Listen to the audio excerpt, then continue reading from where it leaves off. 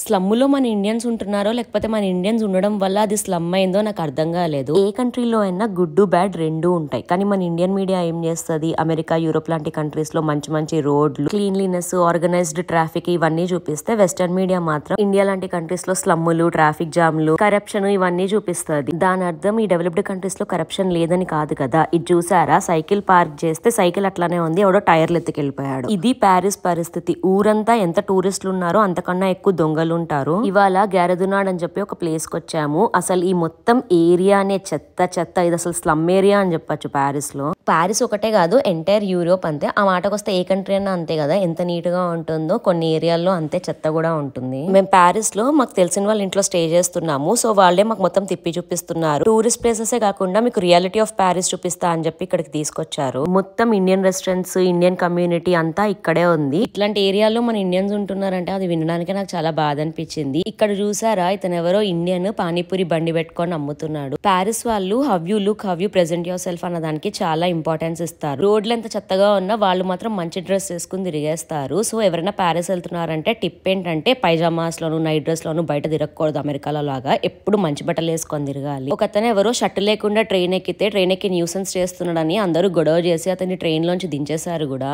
Reality of Paris మీకు ఎలా అనిపించిందో కమెంట్ చేయండి.